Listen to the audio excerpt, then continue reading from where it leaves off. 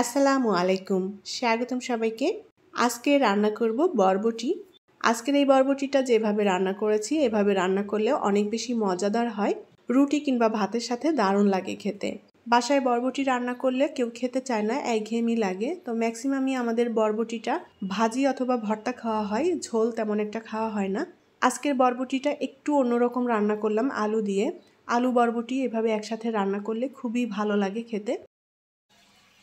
প্যানে আমি 1 কাপের মতো পানি দিয়ে গরম করে নিয়েছি। এখন এই পানির মধ্যে আমি লবণ দিয়ে দেব।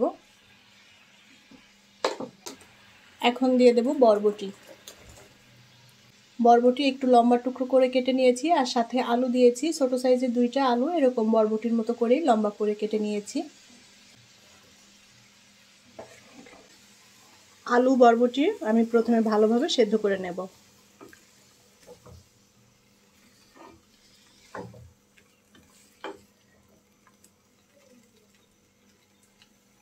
উপর নিচ করে আলু বরবটি নেড়ে দিতে হবে যেন সব দিকটাই সমানভাবে সেদ্ধ হয়ে যায়।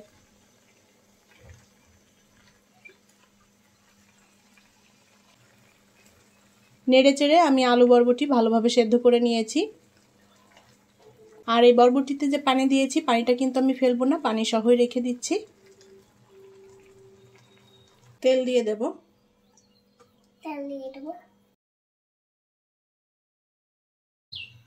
এখন এই তেলের মধ্যে দিয়ে দেব আস্ত জিরা,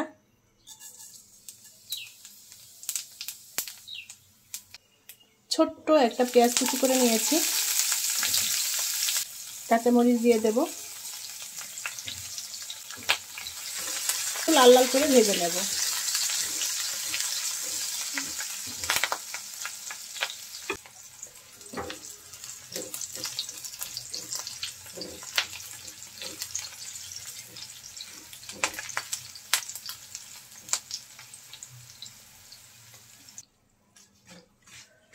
পেঁয়াজটা আমি একদম লাল করে ভেজে নিয়েছি।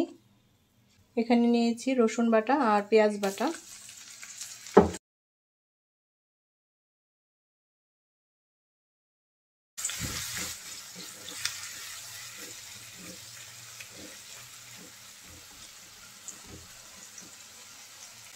শুকনো মরিচের গুঁড়া দিয়ে দেব, ধনিয়ার গুঁড়া, জিরার গুঁড়া, হলুদের গুঁড়া, একটুখানি লবণ দিয়ে দেব, পানি দিয়ে দেব একটু। মশলাটা আমি খুবই অল্প পরিমাণে দিয়েছি, হাফ চা চামচের থেকেও কম পরিমাণে।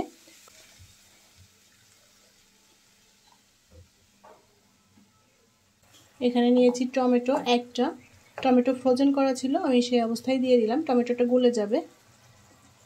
এই মশলাটা ভালো করে কষিয়ে নেব। টমেটো চাইলে এখানে পেস্ট করে দেওয়া যাবে, আমি আস্তই দিলাম। এটা মশলা কষাতে কষাতে গলে যাবে।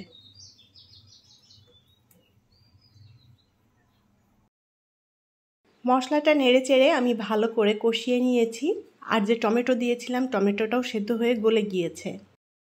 এখন এই মশলার মধ্যে আমি আগে থেকেই সেই সেদ্ধ করা আলু বরবটি দিয়ে দেব। পানি সহই দিয়ে দিলাম, একটু ঝোলঝোল হবে। এখন মশলার সাথে ভালো করে নেড়ে চেড়ে বরবটিটা মিলিয়ে নেব। বরবটি যেহেতু আগে থেকেই সেদ্ধ করা, এখন শুধু ভালোভাবে কষিয়ে রান্না করে নিলেই হয়ে যাবে। আমি বরবটিটা মাখো মাখো রান্না করব আর একটু ঝোলঝোল রাখবো। এটা একদম শুকনো মাখো মাখো করেও রান্না করে নেওয়া যাবে। উল্টাপাল্টা করে নেড়ে চেড়ে দিয়ে আমি বরবটি ভালোভাবে রান্না করে নিয়েছি। আর আলু বরবটি একটু ভাঙা ভাঙা করে দিয়েছি, এতে করে বরবটিটা বেশ মাখো মাখো হয়ে যাবে, আর এটা খেতেও কিন্তু অনেক ভালো লাগে। বরবটি রান্না হয়ে গিয়েছে, এখন নামিয়ে নিয়ে পরিবেশন করব। বরবটির এই রান্নাটা রুটি কিংবা ভাতের সাথে খেতে খুবই ভালো লাগবে। যারা এখনও এভাবে বরবটি রান্নাটা ট্রাই করেননি, একবার ট্রাই করে দেখবেন, সকলেই পছন্দ করবে খেতে। আশা করি আজকের বরবটি রান্না আপনাদের কাছে ভালো লেগেছে। রেসিপিটি ভালো লাগলে লাইক, কমেন্ট এবং শেয়ার করবেন। পরবর্তী রেসিপি দেখার আমন্ত্রণ জানিয়ে বিদায় নিচ্ছি। আল্লাহ হাফেজ।